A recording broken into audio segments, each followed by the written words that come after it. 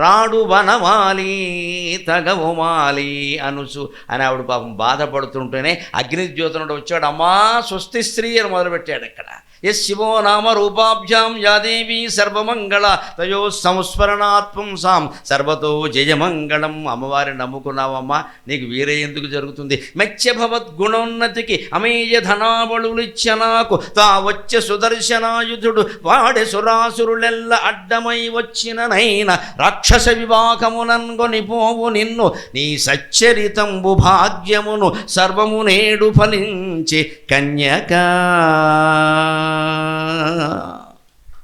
శుభవార్త ఎప్పుడు ఇలా చెప్పాలి, చావు కబురు చల్లగా చెప్పమన్నారు. శుభస్య శీఘ్రం అన్నారు. ఇది శుభవార్త చెప్పే విధానం. చా కింద చావత్తు పెట్టి చా చా చా చా 4 నడిపించి చెప్పించాడు. ఎందుకంటే ఉత్సాహం. ఆవిడ మొత్తం లేచి ఇప్పుడు 2 కేజీలు బియ్యం అన్నం తినేయాలి అర్జెంటుగా. అది అంత ఉత్సాహం రావాలి. శుభం చెబితే అంతే. మెచ్చభవద్గుణోన్నతికి, నీ గుణాల గురించి చెప్పానమ్మా, మెచ్చుకున్నాడు ఆయన, అయిపోయింది దాని చాలు. గుణాలు మెచ్చుకున్నాడంటే వస్తాడు. హనుమంతుడు సీతాదేవిని చూసి రాగానే ఏమంటాడు? దృష్టా సీత అన్నాడు. అంతేగాని కూర్చుని ఇప్పుడు రామ ఓ మాట విని ఇలా కూర్చోద్దా, టీ పట్టుకురా అని చెప్పి కూర్చోప్పుడు వెళ్ళాను. మనలో కొంతమంది చరిత్రలు ఎలాగే చెబుతారు, వీడు ఏం చేశాడో తెలియదు మనకు. అరగంట అయితే కానీ విషయం బయటికి రాదు. చచ్చిపోతుంటాం ఈలోపు కడుపు నొప్పితో. ఆడ మగ అందరికీ ముందు దరిద్రపు లక్షణం. సారాంశం ముందు చెప్పాలి. వాల్మీకి రామాయణం కూడా అలాగే రాశాడు. బాలరామాయణం చదవండి, ముందు ఉంటుంది. 100 శ్లోకాల్లో సంక్షిప్తంగా రామాయణం చెప్పేశాడు. సంక్షిప్త రామాయణం అది. తర్వాత విషయం అంతా చెప్పాడు. భారతం అంతే. ఆది పర్వంలో మొత్తం 1,00,000 శ్లోకాల భారతాన్ని 100 శ్లోకాలు 100-200 శ్లోకాలు చెప్పేశాడు వ్యాసుడు. తర్వాత అది విధానం, మనిషి మాట్లాడవలసిన విధానం అది. ప్రయాణం చేసి వచ్చిన వాడు ముందు రాగానే అమ్మా పని అయిపోయిందమ్మా నేను స్నానం చేసి వస్తానంటే అమ్మకు సంతోషంగా ఉంటుంది. ఏమైందిరా అని తల్లి అడుగుతున్నా సరే ఉండు కంగారు పడకో. ఏంటి కంగారు పడకు, చచ్చిపోతుంటే అక్కడ. వీడు టాయిలెట్లోకి ఎడతాడు, గంట అయినా రాడు. అవన్నీ పూర్తయి స్నానం అయ్యాక ఇప్పుడు కాఫీ ఇచ్చాక ఇప్పుడు వెళ్ళానా రైలు వెళ్ళిపోయిందే అనుకోకుండా ఈ గొడవంతా ఎందుకు ఇప్పుడు? ఇంత చెప్పాక ఎప్పుడో సాయంత్రం 4ంటికి అప్పుడు చెబుతాడు కాబట్టి ఇంత చేస్తే పని అవ్వలేదంటాడు. దీనికి మళ్ళీ ఇదో ఆలస్యం. ఇక్కడ మాట్లాడే విధానం అది కదా, సంభాషణ నైపుణ్యం వంటిది. ఆయన అడుగు పెడుతూనే బ్రాహ్మణుడు కాబట్టి ఆశీర్వచనం ఇచ్చేసి వెంటనే మెచ్చభవద్గుణోన్నతికి అమేయ ధనావళులిచ్చ నాకు బోడు ధనం ఇచ్చాడాయా అని చెప్పాడు. ఈ మాట గుర్తుపెట్టుకోండి, ఇందులో చెరువుతుంది. అమేయ ధనావళులిచ్చ నాకు బోడు ధనం ఇచ్చాడమ్మా అని. అంటే ఆయన ఇచ్చాడంటే వచ్చిన సందేశం నచ్చిదేనే కదా. తా వచ్చే సుదర్శనాయుధుడు వాడే సుదర్శనాయుధుడు వాడే. ఈ వాడే గొప్ప ప్రయోగం. యతి కోసం వెయ్యలేదు. వాడే అదిగో గుమ్మం దగ్గరే అని చెప్పడం అనమాట. ఆ శబ్ద ప్రయోగం అది. సుదర్శనాయుధు అదిగో కనపడుతున్నాడుగా గుమ్మం దగ్గర ఉన్నాడు అన్నట్టు. అంత దగ్గరికి వచ్చాడు అని చెప్పడం. నిజానికి అక్కడికి రాడు. అంతేకాదు ఆవిడకి ఇంతకు వచ్చాడు సరేనయ్యా పెళ్లి భోజనం చేసి వెళ్ళిపోతాడా, క్యాటరింగు ఏమైనా ఉందా అది చెప్పాలి. అది ఎప్పుడు చెబుతున్నాడు. వాడే సురాసురులెల్ల అడ్డమై వచ్చిననైనా. వీళ్ళు కాదమ్మా శిశుపాలుడు ఈ తంత్రీపాలుడు వీడెవడెక్కడ, వీళ్ళు ఆపితే ఆగుతాడు ఆయన. దేవతలు రాక్షసులు కలిసి వచ్చినా సరే నిన్ను తీసుకెళ్ళిపోతాడు ఖాయం. రాక్షస వివాహమునన్గొనిపోవు నిన్ను. క్షత్రియులకు ఆచారం. రాక్షసం పైశాచికం కూడా ఉంది. బ్రాహ్మం, ఆర్షం, ప్రజాపత్యం, రాక్షసం, గాంధర్వం, ఇవి రకరకాల 8 రకాలు ఉన్నాయి. మామూలుగా మనం ఇప్పుడు జరుపుకునే సంప్రదాయ పద్ధతి ఆర్ష వివాహం. అది బ్రాహ్మం కాదు, ప్రజాపత్యం కాదు, రాక్షసం అసలే కాదు. ఆర్ష వివాహం ఋషి సంప్రదాయంలో జరుపుకుంటాం. శాస్త్రోక్తంగా జరిగేవన్నీ జరగాలి. గాంధర్వంలో అవన్నీ అక్కర్లేదు. వధూవరులు కనుక ఇష్టపడేది దండలు మార్పించి చేస్తారు. ఇప్పుడు చాలా భాగం అలాగే జరుగుతున్నాయి. కానీ అది క్షత్రియులకు మాత్రమే కేటాయించారు. పూర్వం ఇంకెవరిని ఒప్పుకోవాలి. క్షత్రియుల్లో కూడా కులంలో అందరూ కాదు, రాజులు మాత్రమే, రాజ్య పరిపాలన చేసేవాళ్ళు మాత్రమే. ఎందుకంటే నిన్నే చెప్పుకున్నాం మనం, కొన్ని రకాల సంధులు కుదరాలి, దేశం క్షేమంగా ఉండాలంటే వివాహ బంధాలు ఏర్పడాలి. అంత రాజకీయాల్లో యుద్ధాల్లో పైగా మునిగిపోయిన వాడికి కాస్త వాడికి నచ్చిన కన్యని పెళ్లి చేసుకునే అవకాశం ఆ రోజుల్లో కలిగించారు. రాజుల జోలికి మీరు ఎళ్ళకండి, వాళ్ళు 4 చేసుకుంటే మీకే అన్నారు. వాళ్ళకే ఇచ్చారు ధర్మశాస్త్రం. ఇంకెక్కడ ఒప్పుకోలేదు. బ్రాహ్మణుడు కానీ ఇతర కులాల వాళ్ళ కానీ చేసుకోమని చెప్పలా. ఏకపత్నిత్వమే హిందుత్వం, అందులో మొహమాటమే లేదు. అందులో ఏకపత్నిత్వమే హిందుత్వం. ఒక్కరికే మినహాయింపు ఇచ్చారు. దానికి కారణాలు దానికి ఉన్నాయి. వాళ్ళకి రాక్షస వివాహం కూడా ఇచ్చారు. ఎందుకంటే అతనికి ఇష్టమైంది ఈ అమ్మాయికి ఇష్టమైంది, బంధువులకు ఇష్టం లేదు. బంధువులు ఓవరాక్షన్ చేయొద్దు. ఇక్కడ అతను మంచివాడే కదా, లోపం ఉంటే చూపించండి, అమ్మాయిని ఒప్పించండి. అందుకని రాక్షస వివాహంలోనైనా సరే నిన్ను తీసుకెళ్ళిపోతాడమ్మా అని నీ సచ్చరితంబు భాగ్యమును సర్వమునేడు ఫలించే కన్యక. మనిషి బాగుపడాలంటే రెండూ ఉండాలి, మంచి ప్రవర్తన ఉండాలి, అదృష్టం కూడా ఉండాలి. మన ప్రవర్తన ఒకటి బాగున్నంత మాత్రాన మనకు అన్ని శుభాలు జరగవు. మనం ధర్మంగా ఉంటే ధర్మమే జరుగుతుందని ఏం చెప్పలేమమ్మా. ఆ ధర్మానికి ధర్మమే జరగాలి అంటే మనస్సులో ఎప్పుడు నమఃశివాయ నమో నారాయణాయ శ్రీమాత్రే నమః ఏదో ఒక మంత్రం మానకూడదు. అప్పుడు ఖచ్చితంగా ధర్మానికి ధర్మమే జరుగుతుంది, అధర్మం జరగదు. ఎందుకంటే ఛార్జింగ్ ది బ్యాటరీ. నీ ధర్మానికి పవర్ పెరగాలన్నా, నీ సత్యానికి పవర్ పెరగాలన్నా, నీ ప్రవర్తనకి శక్తి రావాలన్నా వెనకాల భగవత్ శక్తి ఉండాలి. అది లేకుండా కుదరదు. మీ ఇంట్లో 100 దీపాలు ఉండొచ్చు, 100 ఫ్యాన్లు ఉండొచ్చు, గ్రైండర్లు ఉండొచ్చు, మిక్సీలు ఉండొచ్చు. కరెంట్ లేకపోతే ఏం చేస్తారు? ఆ కరెంటు, ఆ విద్యుత్తే విష్ణువు, విద్యుత్తే విష్ణువు. ఆ విద్యుత్ లేకపోతే అన్నీ పనిచేయవు, విష్ణువు లేకపోతే ఏది పనిచేయవు. ఆ విష్ణు బలం, భగవద్బలం అనేది మనకు ఉండాలంటే మంత్రజపం ద్వారానే సాధ్యం. అది అందరూ చేయొచ్చు, కులం లేదు, మతం లేదు, స్త్రీ పురుష భేదం లేదు, ఎవరైనా చేయగలిగితే తల్లి కడుపులో శిశువు కూడా చేయొచ్చు, పరీక్షిత్తులాగా చేయగలగాలి. అంతకంటే ఉంది. అలా చేస్తే ఖచ్చితంగా మనకు ధర్మానికి ధర్మమే జరుగుతుంది. ఇప్పుడు ఎందుకు జరగదు అంటే దాని గురించి తాపత్రయపడతాడు, కానీ కనీసం గుళ్ళోకి వెళ్ళి దండం కూడా పెట్టాడు. దండం పెడితే అవుతుందా అని యథవిమర్శ చేస్తాడు. ఇక్కడ ముందు పెట్టరాదా? నీకు దండం పెట్టడానికి కూడా మనుస్మృతి దిగొచ్చి నీకు చెప్పాలి అంటే ఇక్కడ అవుతుందని. రాయి వేయచ్చు కదా, ప్రయత్నం చేయొచ్చు కదా, కనీసం ధ్యానం చేయి. ఆందోళనగా ఉంది, ఆందోళన చెందడం మానే ధ్యానం చేయి. అందుకే చెబుతున్నాను, నీ సచ్చరితం భాగ్యం, నీ ప్రవర్తన మంచిది, పైగా నీ అదృష్టం కూడా కలిసి వచ్చిందమ్మా. మనం ఎంత ప్రయత్నం చేసినా అదృష్టం కలిసి రాకపోతే పనులు అవ్వు. కేవలం అదృష్టంతో ఎప్పుడు అవ్వు, దానికి మనం ప్రయత్నం చేయాలి. మనం వెళ్ళగానే బస్సు వచ్చిందండి అదృష్టం అంటాం. మనం వెళ్ళావు కదా, ఇంట్లో కూర్చుంటే బస్సు నీ ఇంటికి రాదు కదా, అదే లెక్క. నువ్వు ముందు వెళ్ళాలి కదా, బస్ స్టాండ్కో ఎక్కడికో వెళ్ళాలి. అక్కడికి వెంటనే రావడం అదృష్టమే కావచ్చు అనుకుందాం. నువ్వు వెళ్ళావు కదా, ఆ ప్రయత్నం చేయాలి కదా. అందుకని అవన్నీ ఫలించాయి అన్నాడు. ఇందులో అమేయ ధనావుడు దగ్గర పాపం బ్రాహ్మణుడు కదా, లౌక్యం తెలియక అందులో వైదిక బ్రాహ్మణుడు అయి ఉంటాడు ఆయన. అందుకని అలా చెప్పేశాడు. దాని ఎఫెక్ట్ ఎలా ఉంటుందో తర్వాత చెబుతాడు. ఆవిడ ఏం చేసిందంటే, జలజాతేక్షను తోడి తెచ్చితివి నా సందేశమున్ చెప్పి, జలజాతేక్షను తోడి తెచ్చితివి నా సందేశమున్ చెప్పి, నన్నిలువన్ బెట్టితి నీ కృపన్ బ్రతికితిన్, నీయంత పుణ్యాత్మకుల్ గలరే దీనికి నీకు ప్రత్యుపకృతిన్ గావింపగా నేరను, అంజలి గావించద భూసురాన్వయమణి సద్బంధు చింతామణి అని భక్తిగా నమస్కారం చేసింది. అప్పుడే రుక్మిణీదేవి ఆయనకి భార్య అయిపోయింది. సహజంగా భర్త ఉదారంగా దాన ధర్మాలు చేసేస్తూ ఉంటే భార్య ఏ రకంగా జాగ్రత్త పడుతుందో ఆ జాగ్రత్త తీసుకుంది ఆవిడ. అందుకే నీకు నమస్కారం చేస్తున్నాను, ఇంకేం ఇవ్వాలని, ఆయన అన్నీ ఇచ్చాడుగా, చూసుకో, పర్లేదు. ఇద్దరు ఇస్తే కష్టం కదా. పోనీ ఇంత కష్టపడి వచ్చాడు ఆ బ్రాహ్మణుడు, నాకు కథ చదివితే ఈవిడ ఇవ్వకూడదా? ఈవిడికి ఏమన్నా తక్కువ? మహారాజు కుమార్తె, తండ్రికి కూడా చెప్పక్కల బోల్డ్ ఉంటే ఒక ఆభరణం తీసి ఇవ్వకూడదా? పాపం ఇవ్వలేదండి. అంటే అన్నీ కలిసి రావాలంతే. అక్కడ ఆయన ఇచ్చాడు అంతే. అమేయ ధనావళులు ఇచ్చే అనగానే ఈవిడ కూడా నేను అంజలి గావించద భూసురాన్వయమణి. బ్రాహ్మణులు ఎంత అమాయకులు అంటే ఏమీ ఇవ్వకుండా పురోహితుడికి, అస్సలు మీలాంటి వాళ్ళు లేదండి, మీరు అపర బ్రహ్మ అనగానే మీరు ఎప్పుడూ నన్నే పిలవాలండి అని వెళ్ళిపోతాడు ఈ అమాయకుడు. శుభ్రంగా పనికి తగిన ఫలితాన్ని అన్ని వర్గాల వారు పొందవలసిందే, బ్రాహ్మణులతో సహా అందరికీ చెబుతున్నా. లౌక్యం ఉండాలి, లౌక్యం ఉండాలి. మనం కష్టపడి బతికితే కానీ బతకలేమండి. ఇక్కడ వసూలు చేసుకోవాలి, వ్యాపారం చేయొద్దు. మళ్ళీ దాంతో మన కష్టానికి తగిన ఫలితం రావాలి, అధికంగా మనం ఆశించాలి. సరే, ఊరికే అది చలోక్తి కోసం అన్నమాట పక్కనట్టండి. ఆవిడ సౌహృదం ఎటువంటిదంటే, జలజాతేక్షను తోడు తెచ్చితివి, పద్మనేత్రాలు కలిగినటువంటి నా ప్రియుణ్ణి కృష్ణ భగవానుని నా కోసం తోడి తెచ్చితివి. వెనకాల రావడం కాదు, వచ్చేసాడు వాడే అంటున్నాడు కదా, అదిగో కనపడుతున్నాడు దూరంగా, అదిగో ద్వారక అన్నట్టుగా. అందుకని వచ్చేసాడు అంటున్నావు కదా, ఇంకేమిటయ్యా. అందుకని నీకే నన్ను నిలువన్ పెట్టితి, నన్ను నిజంగా నిలబెట్టు అంటే ఇంకో గంట ఆలస్యమైతే ప్రాణాలు పోయేవని. నీ కృపన్ బ్రతికి నీ దయ వల్లే బతుకున్నాను నేను. నీ అంత పుణ్యాత్మకులను గలరే, ఎవరైనా ఉంటారా 70 ఏళ్ల వయసులో నా కోసం ఎంత శ్రమ పడేవాడు? మా నాన్నే పడలేదు. దిక్కుమాలిన వాడు ఎవడికో ఇచ్చేసి కాళ్ళు గడిగేసి మొత్తం క్లోజ్ చేసేద్దామని చూస్తున్నాడు ఆయన వ్యవహారం. నన్ను కాపాడింది నువ్వే, అందుకని మా నాన్నకంటే నువ్వే ఎక్కువయ్యా. ఏమి ఇవ్వమంటావు? ఏ ఆభరణాలు ఇస్తే సరిపోతుంది? నిజంగా సహృదయంతోనే, నేనేదో చెలోక్తి కోసం అన్నాను కానీ సహృదయంతోనే ఆవిడ అందరికంటే, డబ్బు కంటే, వస్తువాహనాల కంటే ఎక్కువగా మనిషిని సంతోషపెట్టేది వినయపూర్వకంగా చేసే నమస్కారం. నేను కూడా మీ నుంచి కోరుకుంటున్నది అదే. ఇవాళ 3వ రోజు కాబట్టి చెబుతున్నాను. నా చేతిలో అది పెడదాం ఇది పెడదాం అని చూడకండమ్మా. 2 చేతులు జోడించి నేను నమస్కారం చేస్తాను, మీరు నమస్కారం చేయండి. వసుదేవుడికి యమునా నది దారి ఇచ్చినట్టుగా నాకు 2 పాయలుగా చీలి దారివ్వండి, నేను ఇంటికి వెళ్ళాలి. అంతేగాని ఏవో కొబ్బరికాయలు పట్టుకొచ్చి ఆనపకాయలు పట్టుకొచ్చి చేతిలో పెట్టేసి అవన్నీ కుదరవు. ఈవేళ ప్రవచనానికి మాత్రం నేను ఒక దానికి వచ్చాను, ఆవిడ మాగా ఇస్తా అన్నారు, అందుకని వచ్చాను నేను. రవికుమారి గారు నాకు బాకీ.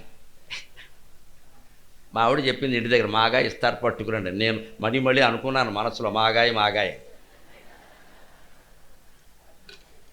ఇప్పుడు మా ఇంట్లో ఈ సంవత్సరం మాగాయ పెట్టాల, నాకేమిటో ఉపవాసం చేసినట్టే ఉంది అది తినక. అటువంటి అల్పమైన కోరికలు తప్పితే వేరే ఏమీ లేవు ఇక్కడ. ఆశించేది ఈ నమస్కారం నేనే చేస్తాను, అది కూడా మీకు అందరికీ మీరు చేయండి, అయిపోయింది అంతే. నిజానికి ఆ నమస్కారంలో నమః తిరగేయండి, మనఃపూర్వకంగా నమస్కారం చేస్తే అంతకుమించి ఏమీ లేదు ఇక్కడ అన్నాడు. ఆవిడ గౌరీ పూజకు బయలుదేరింది. ఈయన నగరంలోకి విచ్చేశాడు. విచిత్రం ఏమిటంటే భీష్మక మహారాజు బలరామకృష్ణుడు వచ్చారు అని తెలిసింది ఆయనకి. కృష్ణుడు వచ్చాడు, ఒక్కడే వచ్చాడు, కానీ బలరాముడికి ఎందుకు వెళ్ళాడు, తమ్ముడు ఎందుకు బయలుదేరాడని అడిగితే రుక్మిణీ వివాహం అంట శిశుపాలునికి ఇస్తారట, ఈయనకి చేసుకోవాలనుంది అందుకని వెడుతున్నాడు అంటే, మా తమ్ముడు అలా వెళ్ళిపోయాడు ఒక్కడు, వాళ్ళు అసలు దుర్మార్గులు అక్కడ అందరూ అని చెప్పి ఈయన వెనకాల పెద్ద నాగలు వేసుకు బయలుదేరిపోయాడు. హలాయుధుడు కదా, అవసరమైతే నగరం పైకి లేపేస్తాడు ఈయన, మామూలు యుద్ధం చేయడానికి కింద నుంచి పైకి లేపేస్తాడు. అందుకని ఆ బలరాముడికి కృష్ణుడు అంటే ఎంత ప్రేమ అంటే, కృష్ణుడు అదృష్టవంతుడు నిజంగా. బలరాముడు కూడా వచ్చాడని తెలిసి ఆయన అన్నట్ట పక్కనే సారథ్యం వహించిన అతనితో దారుకుడితోటి మా అన్నయ్య అని కన్నీళ్లు పెట్టుకున్నాడమ్మా.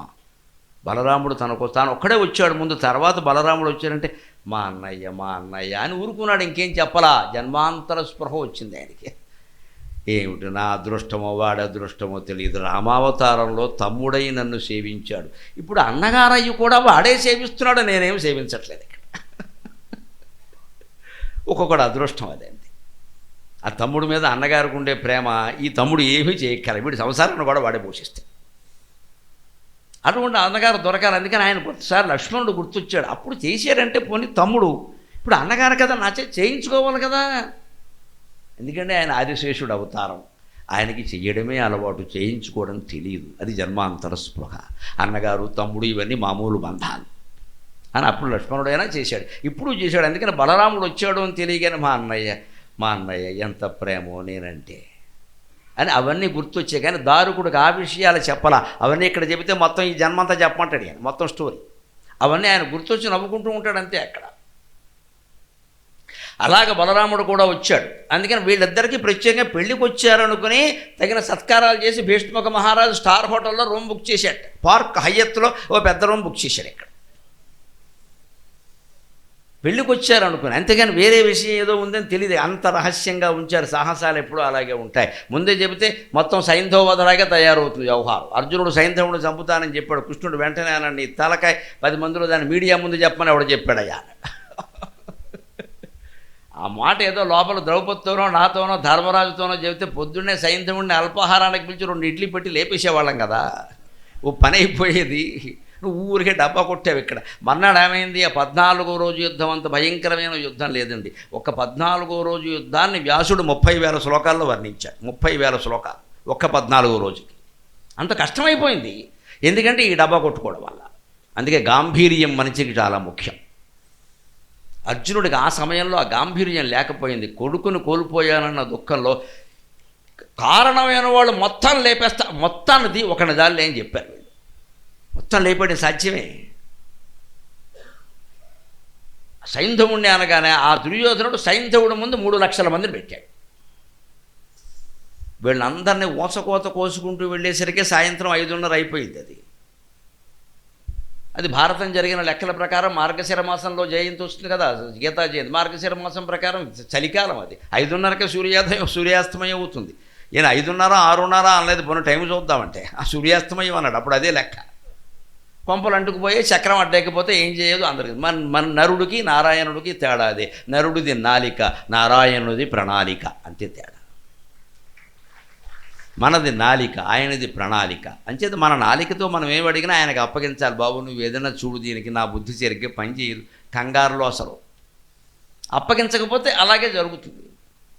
అందుకని ఆయన పెళ్లి కొడుకుని పెళ్లి చూడడానికి వచ్చారు అనుకుని మర్యాదలు చేశాడు, అంతకంటే ఎలా. ఆ తర్వాత ఈవిడ గౌరీ పూజకి బయలుదేరింది.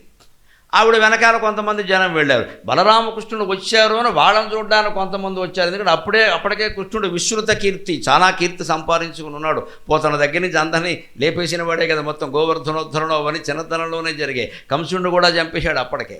అందుకే ఆయన చూడాలని ఆయన్ని చూశారు, ఈవిడ్ని చూశారు. అప్పుడు అనుకుంటున్నట్టు ఊళ్ళో వాళ్ళు, తగునీ చక్రి విదర్భరాజసు తగున్ తత్యంబు వైదర్భ్యయుం తగునీ చక్రికి ఇంత మంచి తగునే దాంపత్యము ఈ ఇద్దరం తగులం గట్టిన బ్రహ్మనేర్పరిగదా దర్పాకతారాతియై మగడౌగావుత చక్రీ రమణికిన్ మా పుణ్యమూలంబునన్. ఇది ఈడు జోడు అంటే. తగునీ చక్రి విదర్భరాజసు తగున్. ఊళ్ళో వాళ్ళకి శుభలేఖలు పంచరు కదా, అందరికి ఊళ్ళో అందరినీ పిలిచే పెళ్లి కాదు, తెలియలా. ఏదో రుక్మిణీదేవి పెళ్లి, పైగా రాజులేళ్లలో వివాహాలు రహస్యంగానే జరుగుతాయి. అప్పటి వరకు తెలియదు అసలు ఏం జరుగుతుందో. వీళ్ళు భోజనం పెడతారు, వస్తారంతే. ఇప్పట్లాగా పెద్ద ఫ్లెక్సీలు పెట్టి హడావుడు చేసే కార్యక్రమాలు కావు. ఏమిటో ఆయన ఏమో నిర్ణయించలేదో తెలియదు, కానీ ఈయనైతే సరిపోతాడు అని వీళ్ళు వేసేసారు లెక్క. తత్శంభు వైదర్భియుం తగునీ చక్రికి. విదర్భరాజ కుమార్తె అయిన వైదర్భి సరిగ్గా ఈయనకి తగిన భార్య. ఎందుకంటే అప్పుడు కృష్ణుడికి వివాహం కాలేదు, మొదటి భార్య రుక్మిణి. అందుకని వ్రతం చేస్తే ఎవరు ఎన్ని గొడవలు చేసినా పట్టమహిషినే పక్కన కూర్చోబెట్టుకోవాలి, అంతే లెక్క. అది సంప్రదాయం. మహారాజులకు చాలామంది భార్యలు ఉండేవారు, కానీ రాజ్యం ఇవ్వాల్సి వస్తే పెద్ద భార్య పెద్ద కొడుకే లెక్క. అందులో రాజ్యాంగం చాలా స్పష్టంగా ఉంటుంది. అంటే ఆవిడకే అక్కడ పక్కన కూర్చున్న వ్రతాలు నోములు చేసేటువంటి అధికారం ఉంటుందని. అందుకే అవధానం చేస్తుంటే అడిగారు, ఏకపత్ని వ్రతం అంటే ఏమిటండి అన్నారు. వ్రతం చేసేటప్పుడు ఒక్క పత్నే ఉండాలి, మిగిలినప్పుడు పర్వాలేదని చెప్పాను. వ్రతం పీటల మీద కూర్చుంటే ఒకరితో కూర్చుంటే సరే, మరి ఇద్దరు కూర్చుంటే గొడవ అయిపోతుంది, అందరికీ తెలుసు. దానికి సంప్రదాయం ఏమిటంటే, ఒకవేళ కర్మకాయలు ఎవరైనా 2 పెళ్ళిళ్ళు చేసుకోవాల్సిన పరిస్థితి వస్తే అప్పుడు కూడా పక్కన కూర్చోవలసింది మొదటి భార్య పెద్ద భార్య మాత్రమే. రెండో వాళ్ళకి ఆ అధికారం లేదు, వాళ్ళ లోపల ఉండాల్సిందే. ఎందుకంటే ఇదేదో పొరపాటు జరిగింది ఇక్కడ, వాళ్ళ కర్మ అనుకుందాం, వాళ్ళదేదో వాళ్ళ పరిస్థితి. ఇది బహిర్గతం చేసి అందరికీ ఇది ఆదర్శం చేయొద్దండి. ఇవాళ సమాజంలో ప్రధానంగా నేర్చుకోవలసింది అదే. మన కర్మకాయలు మనకి విడాకులు అవ్వచ్చు, విడాకులు గొప్పదని మాట్లాడకూడదండి ఎప్పుడు కూడా. అది మన కర్మ, మనం అనుభవిద్దాం. వారందరికీ ఎందుకు చెప్పాలి ఆ విషయాన్ని? ఏదో రకరకాల కారణాల వల్ల రెండో పెళ్లి చేసుకోవలసి రావచ్చు, ఉండగాను చేసుకోవచ్చు, లేకుండాను ఏదో గొడవ. అవి బయటెట్టుకోవలసిన పనుల. మాంసం తిన్నామని ఎముకలు మెళ్ళ పట్టుకు తిరుగుతామా? అందరికీ అది ఆదర్శం చేస్తున్నారు ఇవాళ. రెండో పెళ్లి మూడో పెళ్లి చేసుకుని అందరికీ ప్రీ వెడ్డింగ్ సీ వెడ్డింగ్ అని పార్టీలు ఇస్తున్నారు ఇక్కడ. అంటే మీరు కూడా చేసుకోమని చెప్పడమే కదా. అంటే ఏమీ తప్పు లేదు. మొత్తం సమాజం భ్రష్టగతిలో నడుస్తోందండి. నువ్వు చేస్తే నీ కర్మ కొద్దీ నువ్వు చేసావు, లోపల రహస్యంగా చేసుకో, గుళ్ళోకి వెళ్ళి ముడెట్టుకో, బయట ప్రచారం చేస్తావు దీన్ని. దాని గురించి టీవీల్లో చర్చలు. ఇందులో అమాయకుడైన వాడు నోరు మూసి కూర్చుంటాడు, గయ్యాళ్ళు వాళ్ళంతా వేదిక ఎక్కిస్తూ ఉంటారు ఇక్కడ. మగ ఆడ ఎవరైనా సరేనమ్మా, మెతగ్గా ఉన్నవాళ్ళు మోసపోతున్నారు, దయచేసి గమనించండి. మంచితనం మంచిదే, మెత్తదనం మంచిది కాదండి. మంచిగా ఉండాలి, గట్టిగా ఉండాలి. మెతకదనం పనికిరా, తోలు ఊడిపోవాలి. మనకి ద్రోహం జరిగిందంటే జీవితాంతం చావాలి మళ్ళీ ఇక్కడ. అటువంటి గుణపాఠం చెప్పాల్సిందే, మగైనా సరే ఆడైనా సరే. మంచితనం వేరు, మెతకదనం వేరు. మంచితనం ఉండాలి, మెతకదనం పనికిరాదు, ఆడైనా మగైనా. ఏడిపించుకు తింటారు రేపు కాపురానికి వెళ్ళాక కూడా. తేడా వస్తే అడగాలి, సున్నితంగానైనా అడగాలి. ఇది పద్ధతి కాదని చెప్పాలి. అప్పుడే మన హక్కులు మనకి నిలబడతాయి. ఎవరికెవరు అన్యాయం చేయక్కర్లేదు ఇక్కడ. అందుకని చూసిన వాళ్ళు అనుకుంటున్నారట, దర్ప ఇంత మంచిదగునే దాంపత్యము ఈడు జోడు అంటారు. సరిగ్గా అంటే ఏమిటో తెలుసా? మనం మామూలుగా పెళ్ళిళ్ళకి వాడుతూ ఉంటాం ఈడు జోడు అని. అసలు అర్థం అది కాదు. జోడు అంటే కవచం. తిక్కన గారు భారతంలో చాలా చోట్ల జోడు అని వాడాడు కవచానికి. జోడు అంటే కవచం, అంటే ఈడు అంటే వయస్సు. ఆ రోజుల్లో యోధులకి కవచాలు కావాలంటే ఆ తయారు చేసేటువంటి వాళ్ళు ఉంటారు కదా, లోహప్పని చేసేవాళ్ళు, కమ్మరుడు, ఇనప్పని లోహప్పని చేసేవాళ్ళు. వాళ్ళ దగ్గరికి వెళ్ళి 16 ఏళ్ల అబ్బాయి అని చెప్పేవాళ్ళు. ఆ ఈడుకి తగిన జోడు తయారు చేసి ఇచ్చేవాడు. అది లెక్క, ఈడు జోడు. ఈ మనుషులు నుంచోబెట్టి కొలతలు తీసుకునేవాడు కదా, అవసరం లేదు. వాళ్ళ నేర్పు వాళ్ళకుంది, ఆ వృత్తిలో వాళ్ళ నైపుణ్యం వాళ్ళకు. వయసు ఎంత అంటే ఆయన అడిగేవాడు. 16, 20, 30, 40 అంటే ఆ ఈడుకు తగిన జోడు కవచం ఇచ్చారు. ఖాళీ జోడు కాదు ఇది, కవచం. అది తర్వాత మనుషులకి పెళ్ళిళ్ళకు కూడా వాడడం మొదలుపెట్టారు. కానీ అసలు అర్థం మాత్రం నిఘంటువు చూస్తే కవచమును స్పష్టంగా ఉంటుంది. ఇక్కడ సరిగ్గా ఈడు జోడు కుదిరినట్టుగా అన్నీ కుదురయ్యా. అలాగ బ్రహ్మదేవుడు ఇద్దరం తగులన్ గట్టిన బ్రహ్మ నేర్పరి కదా. సాధారణంగా సృష్టిలో జరిగే పెళ్ళిళ్ళు బ్రహ్మదేవుడు చేశారంటే సరిగ్గా ఉండవు. ఒక ముఖం కాదు 4 ముఖాలు అట్టుకు చేస్తాడు, అందుకే సరిగ్గా ఉండవు. బహుముఖ ప్రజ్ఞాశాలి. ఎర్రగా ఉన్నవాడికి నల్లటి వాడిని శంకరేణి బొగ్గును కట్టేస్తాడు, వీడి ఇల్లు బంగారంగా. లేదు వీడు ఎర్రగా 6 అడుగులు పడుకుంటాడు, నల్లవాడికి వీడికి నచ్చేస్తుంది, ఎందుకు నచ్చిందో తెలియదు. మనం తల్లిదండ్రులు పనిగట్టుకుని 16 సంబంధాలు చూస్తే పొట్టుగా ఉంది పొట్టుగా ఉంది పొట్టుగా ఉంది అంటాడు. వీడు ప్రేమించింది పొట్టుగా ఉన్నా ఇబ్బంది లేదు. ఇదే బ్రహ్మదేవుడు చేసే పెళ్ళిళ్ళని ఇలాగే ఉంటాయి. అసలు ఎలా కుదిరింది వీళ్ళిద్దరికీ అంట. మా అమ్మ నాన్నని చూసి మేము అనుకున్నాం, ఆయన 6 అడుగులు పొడుగు బంగారపు రంగు మా నాన్నగారు, మా అమ్మ 5 అడుగులు 2 అంగుళాలు నలుపు, మనం ఆవిడ పూలకే అందుకే బాగున్నాం. నేను మా అమ్మ పోలిక 5'5'2", ఆవిడ 5'2", నేను 5'2", ఆవిడ చామంచాయ, నేను చామంచాయ. మేము చూసినప్పుడు మేము తర్వాత అనుకునేవాళ్ళం, అసలు ఈయనకి ఈవిడ ఎలా నచ్చింది. అసలు మా నాన్నగారు ఆ పెళ్లి చూపులను 1 గంట వర్ణించి చెప్పేవారు మాకు. ఒక తెర తొలగించారు, ఒక అమావాస్య అనేవాడే. మేము సరదాగా కూర్చుని వెళ్ళి ఒక తెర తొలగించారు, ఒక అమావాస్య. అప్పటికి ఈయన వయసు 11, ఆవిడ 9. అమావాస్య పొన్నమ తెలిసేటి ఈయనకి ఏదో చెప్పేవాడు. ఆ రోజు తల్లిదండ్రులు ఏం చెబితే అదండి, రెండో మాట లేదు. ఆయనకి 11, ఆవిడ 9. మేము 9 మంది గెలిగాం, వెళ్ళిన వాళ్ళు వెళ్ళగా ఉన్నవాళ్ళు ఉన్నాం. లోటు ఏమైంది, అంతా బాగానే ఉంది కదా. ఎప్పుడు దెబ్బలాడుకోవడం కూడా మేము చూడలేదు, చిన్న చిన్న వాములే, దానికేముంది. ఈ రంగు రుచి వాసన భౌతిక ధర్మాలు రసాయనిక ధర్మాలు ఇప్పుడు పట్టుకుని కానీ అప్పుడు అంత గొడవలు లేవండి అసలు. ఇవాళ ఆలోచన ఏమిటంటే, ఇంత మంచిదగునే దాంపత్యమి ఇద్దరం తగులన్ గట్టిన బ్రహ్మ నేర్పరి కదా. Marriages are made in heaven but we make it hell అన్నాడు ఒక ఇంగ్లీష్ ఆయన. అది గొప్ప విషయం. Marriages are made in heaven but we make it hell. అవి స్వర్గంలోనే తయారయ్యాయి, మన ప్రవర్తన ద్వారా దాన్ని నరకం చేసుకుంటున్నాం ఇక్కడ. అయితే అందరికీ మంచి పనే చేస్తాడు, దేవుడికి కోపం ఏముంది మన మీద. అందుకని నిజంగా దర్పాకతారాతి అయి మగడవుగా ఉత చక్రియీ రమణికిన్ మా పుణ్యమూలంబునన్. దర్ప ఆకత ఆరాతి అయి వచ్చిన శత్రువులందరూ ఉన్నారు కదా, సురాసురులు, వీళ్ళందరినీ జయించాలి కదా. నిజంగానే కృష్ణుడు ఎంతమందిని జయించి ఈవిడిని పెళ్లి చేసుకోవాలని మా పుణ్యమూలంబునన్ పద్యంలో చాలా కీలకమైన మాట. ప్రజలు కోరుకున్నారు. జనవాక్యంతు కర్తవ్యం. జనవాక్యం అంటే జనార్దన వాక్యం. అంతమంది ప్రజలు కోరుకున్నాక కొన్ని కోట్ల మంది సంకల్పం నెరవేరకుండా ఉంటుందా అండి? ఆయనే అవ్వాలి, వీళ్ళందరూ ఓడిపోవాలని కోరుకున్నారు. అక్కడ కూడా గౌరీ పూజ చేస్తోంది. అపూర్వమైనటువంటి సామరస్య భావానికి సంకేతం, భక్తికి సంకేతం. ఆందోళనలో ఉన్నప్పుడు మనం చెయ్యాల్సిన ప్రార్థన, నమ్మితి నా మనంబున సనాతనులైన ఉమామహేశులన్ మిమ్ము పురాణ దంపతుల మేలు భజింతు గదమ్మా, మేటి పెద్దమ్మ దయాంబురాశివి గదమ్మ, హరింబతి శ్రీయుమమ్మ, నిన్నమ్మిన వారికెన్నడును నాశము లేదు గదమ్మ ఈశ్వరీ.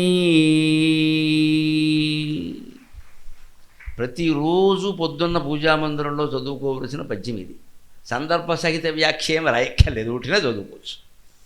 అంత నమ్మకం ఉండాలి భగవంతుని మీద, అంత నమ్మకం ఉండాలి. ఆ నమ్మకానికి ప్రోద్బలకంగా కూడా ఓ మాట చేర్చింది సరదాకి. నమ్మితి నా మనంబున సనాతనులైన ఉమామహేశ్వరులను. ఉమామహేశ్వరుడు ఎప్పుడు పుట్టారండి?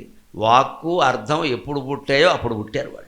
వాగర్ధావివ సంపృక్తౌ వాగర్ధ ప్రతిపత్తయే జగతః పితరౌ వందే పార్వతీ పరమేశ్వరౌ.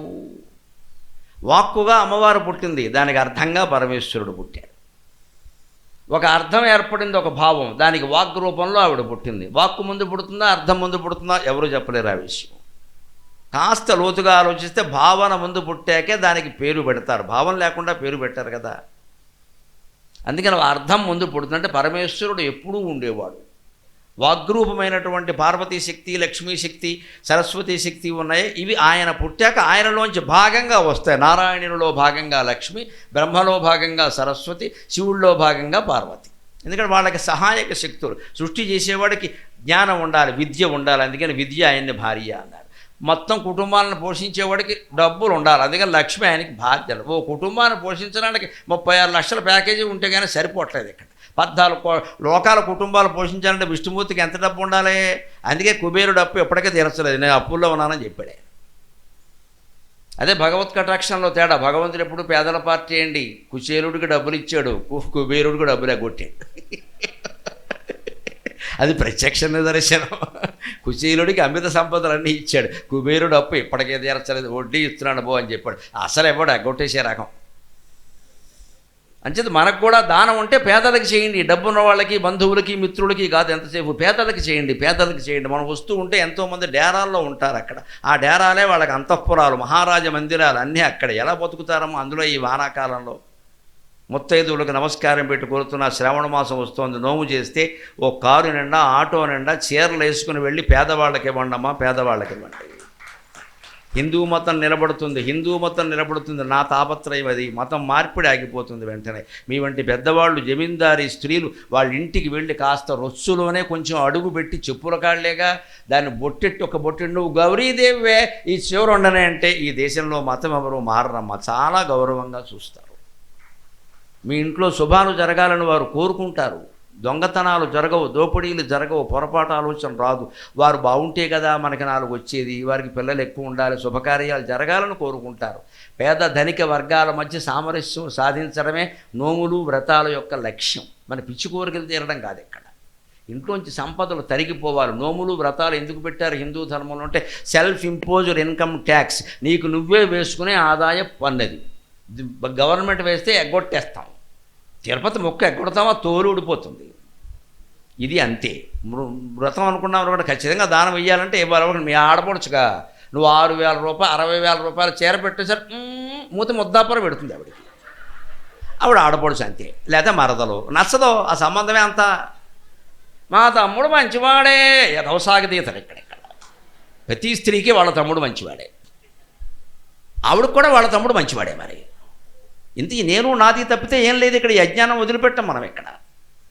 మీరు బంధువులకి మిత్రులకి ఎన్ని పెట్టండి, నచ్చదమ్మా. ఏదో పెట్టాడు, వాడికి ఎంత ఉంది, వాడికి ఎంత ఉంటే నీకెందుకు. అదే పేదవాళ్ళ ఇళ్ళకెళ్ళి ఒక మామూలు ఖద్దరు చీర మీరు పెట్టిన 100 రూపాయల చీర పెట్టిన అంత పెద్ద ఆవిడ మా ఇంటికి వచ్చి నాకు బొట్టెట్టు గౌరీదేవి అందావిడ అని వెంటనే గౌరీ పూజ మొదలెడుతుందమ్మా ఖచ్చితంగా. అది మనం చెయ్యాలి ఖచ్చితంగా. అటువంటి గౌరీదేవిని నమ్ముకుందాడు. నమ్మితినా మనంబున సనాతనులైన ఉమామహేశులం. ఆది దైవం ఆయన, ఆది దేవతో నువ్వమ్మా, మీకంటే సనాతనులు ఎవరుంటారు. మిమ్ము పురాణ దంపతుల, పురాణ అంటే పురాణాల్లో పేర్కొనడం కాదు, అతి ప్రాచీనమైన దంపతులు. అందుకే హిందూ సంప్రదాయంలో ఎవరైనా వివాహానికి పెద్దవాళ్ళు వస్తే 80 ఏళ్ళ అయినా 85 ఏళ్ళ అయినా 80 ఏళ్ళ ఆవిడ వస్తే పార్వతీ పరమేశ్వరులు వచ్చినట్టు వచ్చారు రండి, ముందు తాంబూలం వాళ్ళకి ఇవ్వండి అని దంపతి తాంబూలం వాళ్ళకి ఇప్పిస్తారు. వాళ్ళ ఆయుర్దాయం, వాళ్ళ ఆశీర్వచనం వీళ్ళకి కావాలని. అంత గొప్ప సంప్రదాయం మనది. మేలు భజింతు గదమ్మా, మేలు జరగాలని కోరుతున్నా అని ఒక కోరిక జోడించింది ఆవిడ. ఎందుకంటే ఆయన వచ్చాడు బాగానే ఉంది, మిగిలిందో తర్వాత ఏమైనా సినిమా మారిపోతే. అందుకని మేలు భజింతు గదమ్మ, ఒక మేలు కోరి చేస్తున్నాను నేను. నిష్కామ కర్మ కాదు ఇది, సకామ కర్మ. ఈ కోరిక తీర్చాల్సిందే, తప్పులేదు, కోరికలు తీరుస్తానని భగవంతుడు చెప్పాడు. ఆర్తో జిజ్ఞాసురర్థార్థి జ్ఞానీ చ భరతర్షభ చతుర్విధ భజంతే మాం జనా సుకృతనో అర్జున. 7వ అధ్యాయంలో చెబుతాడు. అర్థార్థి కోరికలు కోరేవాళ్ళను కూడా నేను అనుగ్రహిస్తా. ఎందుకంటే ఇంకా ఇంకా కొబ్బరి కోరినట్టు కోరుకుంటూ బొమ్మను కాదు ఇక్కడ, కాపని అర్థం. అక్కడ మనం అడిగిన కోరిక జటిలమైందైనా సరే గుళ్ళోకి వెళ్ళి దండం పెట్టగానే తీరుతోంది అంటే తీరిన కోరికే ఇంత గొప్పదైతే ఆ తీర్చినవాడు ఎంత గొప్పవాడండి. అది ఆలోచించాలి కదా, అది ఆలోచించాలి కదా. ఐన్స్టీన్ని 3000 ఆవిష్కరణలు చేసిన తర్వాత ఇన్ని కనిపెట్టారు, దేవుణ్ణి మీరు నమ్ముతారా అంటే ఆయన అన్నట్ట, మేము కనిపెట్టాం కానీ అసలు పెట్టింది వాడే కదా అన్నట్టు. మేము కనిపెట్టాం, అక్కడ పెట్టింది ఎవరు? కనిపెట్టినవాడు ఇంత గొప్పవాడైతే ఆ పెట్టినవాడు ఎంత గొప్పవాడవుతాడు? మన కోరిక తీరడం ఇంత గొప్ప విషయం అయితే తీర్చినవాడు ఎంత గొప్పవాడు, వాడిని పట్టుకోవాలి. కానీ ఎదవ కోరికలు ఏమిటి ఎంతసేపు? కోరిక తీరడం కోసం నేను కోరికలు తీరుస్తాను అన్నాడు కానీ అదే కోరుకుంటూ బొమ్మను కాదు ఇక్కడ. ఇంకా దాన్ని పబ్లిసిటీ చేసేసి నేను వెళ్ళాను నువ్వు కూడా వెళ్ళు అని తోసాడు. ఇక్కడ కోరికలు తగ్గించుకోవాలి. అందుకోసమే ఈ వైరాగ్యం ప్రవచనం ఇదంతా. అప్పుడు మనం ఆనందంగా ఉంటాం. ఇంకేం భగవంతుడిని ఏం కోరక్కలా, నాకు తెలియదు, నన్ను కాపాడుతూనే ఉంటాడు. ఇంకేం కోరక్కలా, జీవితాంతం చూసుకుంటాడు. ఒక కోరిక కోరితే అదే చేస్తాడు, తర్వాత వచ్చినవన్నీ వస్తాయి. ఇక్కడ మేటి పెద్దమ్మ అందరిలోకి అమ్మల గన్నయమ్మ ముగురమ్మల మూలపుటమ్మ చాలా పెద్దమ్మ సురారులమ్మ గడు బారెడి బుచ్చినయమ్మ తన్నులో నమ్మిన వేల్పుటమ్మల మనమ్ముల నుండిడియమ్మ దుర్గ మాయమ్మ కృపాప్తి ఇచ్చుత కవిత్వ మహత్వ పటుత్వ సంపదల్. ఆ మాట తాను రాసిందే తనకి గుర్తొచ్చింది. పోతన గారికి మళ్ళీ ఒకసారి రాశాడు ఇక్కడ. మేటి పెద్దమ్మ దయాంబురాశి విగదమ్మ. భగవంతుడి దగ్గర ఈ మాట రావాలి మన పూజా మందిరంలో విగ్రహం దగ్గర. ఏమయ్యా నవ్వుతున్నావు, నేను కూడా నవ్వాలి కదయ్యా, నేను ఎడుతుంటే నీకు కనపడడం లేదా అనాలా. అప్పుడు కరుగుతాడు దేవుడు. అదో బొమ్మ అని భావించదు దయచేసి. దేవుడు నవ్వుతున్నాడు, ప్రతి విగ్రహం నవ్వుతుంది. 7 మొహాలు మన హిందూ ధర్మంలో ఉండవు. అసలు దేవుడికి మొహం ఉంటుంది, అది నవ్వుతూ ఉంటుంది. అదే హిందూ ధర్మం. నీకు నవ్వే కావాలి కదా. అంటే మనకు దుఃఖం వస్తే నువ్వు నవ్వుతున్నావయ్యా, నన్ను కూడా నవ్వుతూ అట్టు పెడితే కాస్త బాగా పూజ చేస్తా. నాకు ఎప్పుడో దుఃఖం వచ్చినప్పుడు నేను శివుడితో అన్నా, ఒక కన్నీటి కణమ్మురాలిన అదేదో క్రొత్త పద్యమ్ముగా అకలంకమ్ముగా నిన్ను చేరునని ఆశా మహాదేవ. కవుల్ని ఏడిపిస్తాడమ్మా దేవుడు. మేము శత్రువులం దేవుడికి. ఎందుకంటే మా గిల్లితే వీడు పద్యం చెబుతాడు. ఆ పద్యాలు శాశ్వతంగా నిలబడతాయి కదా. వీడికి సుఖాలు ఇస్తే పద్యం ఎందుకు చెబుతాడు? దూర్జుటి నోటాన్ని పద్యాలు ఎందుకు వచ్చాయి? రామదాసు నోటాన్ని పద్యాలు ఏడిపించబట్టే వచ్చాయి. మమ్మల్ని ఏడిపిస్తాడమ్మా. నాకు తెలుసు నేను ఏడిచిన ఏడుపులన్నీ. కానీ ఆ ఏడుపులన్నీ అమ్మవారికి అర్పించాను. నన్ను ఎందుకయ్యా ఏడిపిస్తావు? ఒక కన్నీటి కణమ్మురాలిన అదేదో కొత్త పద్యమ్ముగా అకలంకమ్మున నిన్ను చేరునని ఆశా మహాదేవ. నన్నిక ఏడ్పింపకుమయ్య, నన్నిక ఏడ్పింపకుమయ్య. శాతక సహస్రములైన పద్యముల గంధం విత్తు శ్రీకంఠుడా. నన్నిక ఏడ్పింపకుమయ్య, నీవు కలయందే నాకు కనిపింప, నీవు కలయందే నాకు కనిపింప. శాతక సహస్రములైన పద్యముల గంధం విత్తు శ్రీకంఠుడా. ఎందుకయ్యా ఏడిపిస్తున్నావు? ఏడిస్తే వీడు పద్యం చెబుతాడు, ఆ పద్యం బాగుంటుందనా? ఏదో పద్యాల కోసం నన్ను ఏడిపిస్తావా? నన్ను సంతోషంగా ఉంచు, ఒక 1000 పద్యాలు రాస్తాను నీ మీద. ఇది భగవంతుడితో మాట్లాడే విధానం. నేను మాట్లాడే చెబుతున్నానమ్మా, నన్ను పిచ్చాడు అనుకున్నా మంచిది. నేను మాట్లాడే చెబుతున్నా. మా ఇంట్లో పూజ జరిగితే సగం నా పద్యాలే ఉంటాయి. ఆ టైం అయిపోయాక 8:10 అయింది, 8:10 అయింది అని కాఫీ గ్లాస్ అక్కడ చప్పుడు చేస్తున్నాడు. రండి రండి అని చెప్పడం. లేత రాను. దేవుడితో మాట్లాడేవాడు రాడమ్మా, బడాయి కోసం చెప్పట్లేదు. రాను. 7 గాడిద గుడ్డు బయటికి వెళ్ళి చేసేది ఎవడ కొంప మచ్చడం, ఇదే నయం. ఇంకో 4 పద్యాలు పాడుకుంటాం. ఎవరో రాసిన పద్యాలు పాడే కర్మ నాకేమిటండి? 11,000 పైచులకు పద్యాలు నేనే రాసుకున్నాను స్వయంగా. 11,000 దాటిపోయే పద్యాలు అవధానాల్లో కానీ కావ్యం. ఇంకో పద్యం నాకు పని ఏమిటి? కేవలం దేవుడి మీదే రాసిన పద్యాలు 500 పైగా ఉన్నాయి. ఇష్టదేవం అనే పేరు మీద వచ్చే నవోదయాలు దొరుకుతున్నాయి కాచిగూడలో. 500 పద్యాలు అందరి దేవుళ్ళ మీద. హిందువులు ప్రధానంగా ఆరాధించే అందరి మీద. అందులో శివుడి మీద, అమ్మవారి మీద, సరస్వతీదేవి మీద ఎక్కువ ఉంటాయి. మాకు మొత్తం సరస్వతే మా డిపార్ట్మెంటు. అది సహజం, ఇష్టదైవం అంటారు. అందుకనే ఈ దేవుడితో మాట్లాడాలి. నేను పద్యాల్లో మాట్లాడాను, మీరు వచనంలో మాట్లాడమా. దేవుడికి వచన కవిత్వం కూడా ఇష్టమే. దేవుడికి ప్రక్రియలు ఉండవు. ఆత్మీయత, ఆత్మీయత, ఆర్ద్రత, గుండె తడిసిపోవాలి. అదే పూజ. ఊరికే 1,00,000 పువ్వులు పెట్టడం కాదు. ఇక్కడ కన్నీళ్లతో అభిషేకం చేయాలి పరమశివుడికి. నేను పాలతో చేశా, పేడతో చేశాను, వెర్రి మాటలు మాట్లాడడం కాదు. ఇక్కడ కన్నీళ్లతో చేసావా? ఒక కన్నీటి బొట్టు రాలిందా? పెద్ద గొప్పలు చెబుతున్నావు. ఇక్కడ నీ దుఃఖం చెప్పడానికి కూడా నీకు ధైర్యం లేదయ్యా, సుఖమో చెప్పవయ్యే. అది అందుకని ఆవిడ చెబుతోంది, పెద్దం దయాంబురాశి విగదమ్మ దయా సముద్రానివమ్మ. నాకు కాస్త దయిస్తే సముద్రంలో నీళ్లు తగ్గుతాయా? సముద్రంలో నీళ్లు ఎంతమంది ఎన్ని బిందెలు పట్టుకెళ్ళినా, మోటార్లు పెట్టి తోడేసినా సముద్రం మట్టం తగ్గదు. భగవంతుడిలో ఉండే దయని మనం ఎంత లాక్కున్నా తగ్గదు. మనకు వస్తుంది కానీ ఆయనకు వచ్చే నష్టం ఏం లేదు కదా. అది దయాంబురాశి విగదమ్మ. ఎంతకీ కోరిక ఏమిటే వెర్రిదానా అంటే హరిన్ బతిసేయుమమ్మ. శ్రీకృష్ణుడు నాకు భర్త కావాలి, ఇంకేం నేను నిన్ను కోరట్లా.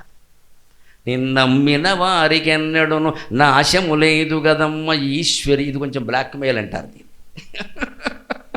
ఇది బ్లాక్మెయిల్. ఇంకో తేడా వచ్చిందనుకో అందరికీ చెప్పేస్తాను దేవుళ్ళు లేడని నీ ఇష్టం. మహారాజు గారు అమ్మాయిని ఊళ్ళో చెప్పేస్తాను మొత్తం. గౌరీదేవిని నమ్మొద్దు, మతం మారిపోండి అని చెప్పేస్తాను. ఇది నిన్నమ్మిన వారికెన్నడును నాశము లేదు గదమ్మ ఈశ్వరి. నేను నమ్ముకున్న వాళ్ళు ఎవరైనా నష్టపోయారా? దేవీ భాగవతం నిండా నీ మహిమ కథలే ఉన్నాయి కదా. పైగా అమ్మవారి మహిమ ఎలాంటిది? కర్తుం అకర్తుం అన్యథా కర్తుం. కర్తుం అనుకున్నది అనుకున్నట్టు చేస్తుంది, భక్తుడు కోరినట్టుగా. అకర్తుం ఇది అబద్ధమ్మా.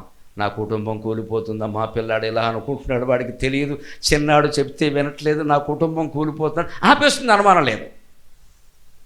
వాడంతటి వాడే ఆగిపోయేలా చేస్తుందమ్మా, అనుమానం ఏం లేదు. భగవంతుడు నమ్మండి, పక్క వాళ్ళకి చెప్పకండి, పత్రికల వాళ్ళకి చెప్పకండి, పరమేశ్వరుడికి చెప్పండి. అన్యథాకర్తం ఇది జరగాలి, కానీ ఎలా జరగాలమ్మా, రౌండ్ దీవే అంటే రౌండ్ దీవేయే చేస్తుంది. ఆవిడికి భక్తుడు లేదా భక్తురాలే ముఖ్యం, ప్రపంచం ముఖ్యం కాదు. భక్తి ప్రియా, భక్తి గమ్యా, భక్తి వశ్య భయాపహ, అంత నమ్మకం ఉండాలి మనకి.